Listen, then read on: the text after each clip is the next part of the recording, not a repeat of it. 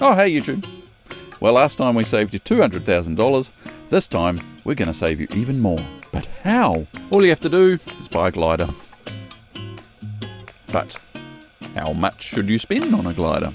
Remember, you got to spend to save. The real question is, how much money have you got? I'm only going to talk about single-seat gliders in this video. If you're interested in two-seat gliders, well, you're on your own. Maybe another video. There's a huge range of aircraft you can buy. You don't have to start with gliders. Gliders are a bit more expensive to buy than, say, paragliders and hang gliders. And they both do the same thing. They let you fly through the sky. But you get a lot more glide performance for your money, depending how much you spend. And there's a point of diminishing returns as well as to how much glider you get and how expensive they get. Paragliders and hang gliders, relatively cheap. Then there's lower performance, older gliders, such as vintage gliders or PW5s. Then we move up to sort of a mid-range sort of glider, typical standard 15-metre gliders like the Discus. Then we've got more advanced machines like my 1987 Ventus CT, which is about $60,000 to buy. Then you can get the next generation of machines that are a whole nother step up from there. And then you've got brand new or recently new gliders that are much higher performance, bigger wingspans, and cost a lot more money. And you get up into the open class monsters where they're almost one-off custom jobs for each individual customer, and they cost a fortune. So obviously paragliders and hang gliders have far less gliding performance than gliders, but they can still go places. You can also get a paramotor, or bum fan as they call them. I just learned recently you actually have to replace the canopy every 200 hours or so, depending how well you look after it, which means you're going to be replacing it every couple of years. So paragliding is not quite as cheap as I thought it might be. One of the cheapest kind of gliders you can buy are vintage gliders, built in the 1940s to the 70s. The older ones are primarily made of glue and wood and fabric, so there's deterioration as an issue. If you're interested in buying a vintage glider, I highly recommend getting a good vintage glider engineer to inspect it and have a look at them and be available for maintenance and work that's needed. The PW5 is an interesting case. This glider was an unsuccessful attempt at creating a dedicated standard kind of class, a bit like the Laser in sailing. They're reasonably fun to fly, reasonably cheap, but they've only got a 13-metre wingspan. So that's 32 to 1. They're great for landing out. We've got one in our club. We often put our students in it as their first solo glider to fly. One of the reasons the PW5 didn't take off is because you can buy older gliders such as the Labelle here for cheaper than a new PW5, but you get much better performance with a 15-metre wingspan. And these have modifications such as wingtips available. So these are quite popular for vintage gliders and are still great to fly. You can buy used ones for about $7,000. Slightly more modern is the 1975 Grob 102 Astaire. Not the best performance in the world, but it does have a big roomy cockpit. And again, a great club glider. They're built like tanks. So then there's other gliders from the 70s, such as the Janta Standard 2. Derek here loved them so much he bought 2 of them. Here you can see the traditional laying out the wings on the ground to get ready to rig, and they're a bit of a pain to rig. They go well in a straight line though. Nimbus 2, larger wingspan, from 1971 they've started flying. So the 70s has quite a few good gliders. They all have manual hookups, so a bit more of a mission to rig. Also all the trailers are all pretty old for them. DG came out with the DG 100 in 1974, and there's a few models of them available. Awesome first glider to get into. Then we move on to the slightly more modern 80s gliders, the DG 300, the Discus, LS4, and the ASW 20, popular options in that era.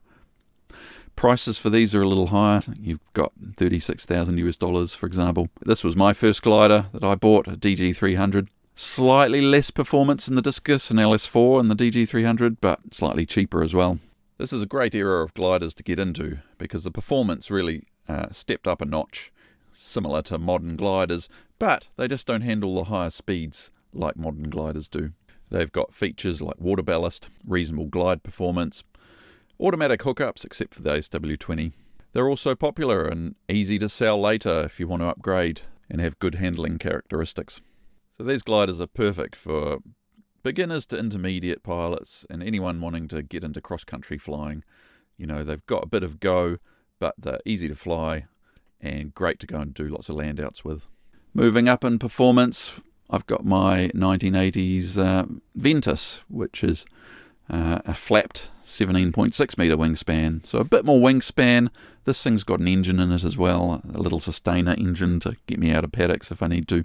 Looking at about $60,000 for one in a reasonable condition. Here I am, not fitting in the next generation of gliders from the 90s.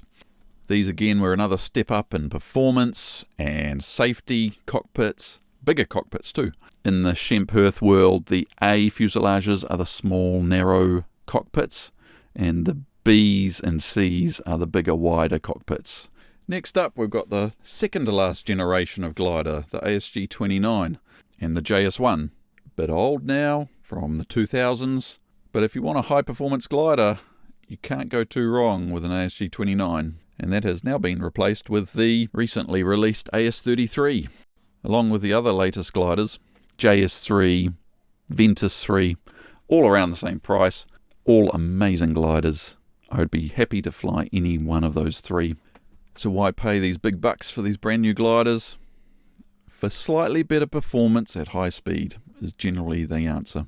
And then you've got open class gliders, such as the Nemita 31 metre single seat glider. Whew, I don't even know how much this would cost, but I bet it's a lot. Here's a nice Ash. It's actually got 2 seats, but we'll let that one slip through. So what about some of the more obscure gliders in the world? Should you buy them? No, no, no, no, no, no, no, no. I don't even know what's going on there. Oh yes. So what other factors are there for buying a glider? Things you should think about. What other costs are involved? So when you're looking at gliders, you know, there's a lot of questions you've got to ask yourself. Do you want an engine? And if so, do you need a self-launching engine?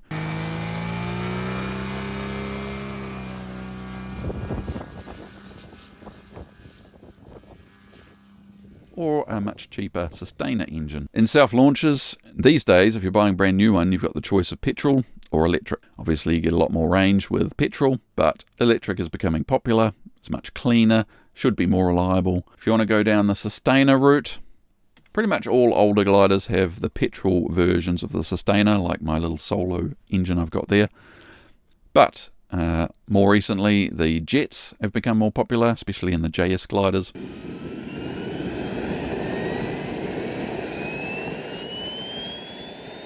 And the Fez, which is a front electric sustainer.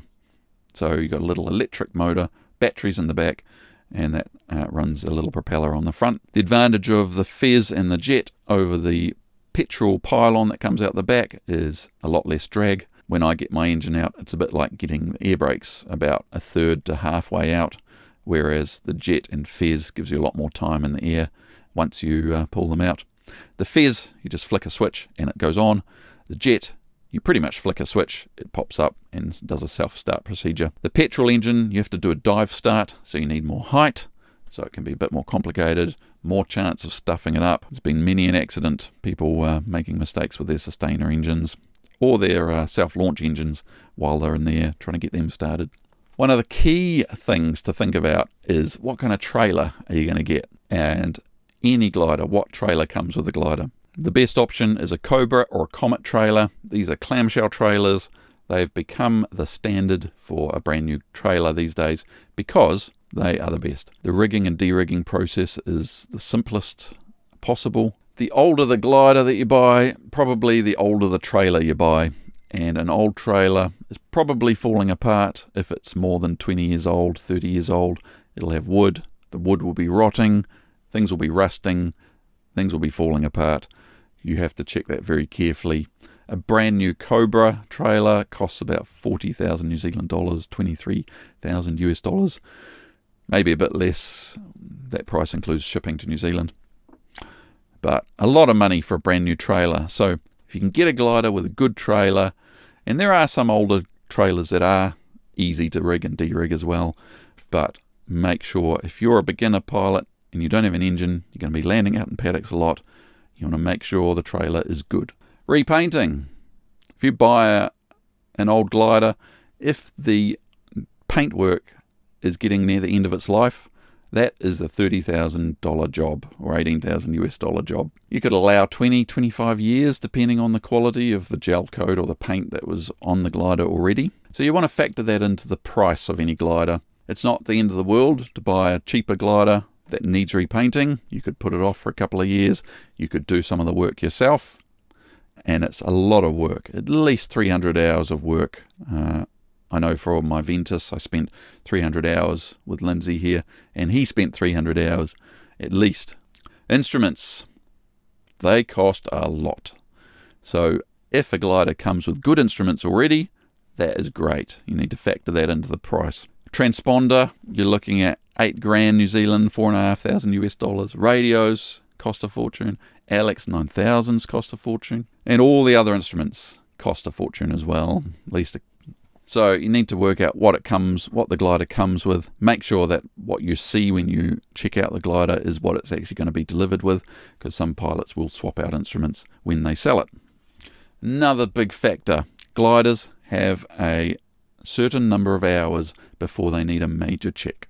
For Shemperth gliders, it's 3,000 hours for the first one, 6,000 hours for the second, and then they become more frequent. Doing this major life check costs quite a lot of money, so there are obviously little things you have to do along the way, but once you get to that big 3,000 hour check, a lot of stuff needs to be replaced, and it can cost 10,000 New Zealand dollars, 5,000 US dollars, depends on the glider and what's involved. So it's good to identify how close is it to needing that check, because if it is close, you'll need to factor that into the costs. If it's just been done, that's good. Another thing to check before you buy a glider is make sure that the ADs are all done. An AD is an airworthiness directive. This is the work specified that needs to be done to keep the aircraft airworthy. And if you've got a big list of ADs that haven't been done yet, that could be a nasty surprise for you. So any older glider or newer glider, check all the ADs have been done, and if they haven't, factor that into the costs. So ongoing costs, it's not quite a money pit. I think boats might be worse, but you've got insurance. That's a big one. If you buy a $100,000 glider, you might have a $3,000 a year insurance plan. Annual inspections, they have to be done every year. If it's a minor year and you don't need much work done, it might be $500-600 New Zealand dollars. If it's a big, you need seat belts replaced, you need your transponders checked, all of that adds up, and you can spend a couple of thousand every year. You need to join a club, might be $600 to join a club for a year.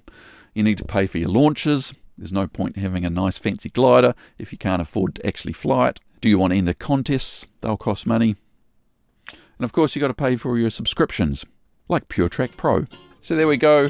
What did I forget to mention? If you've got any questions, put them in the comments below, and we'll catch you next time.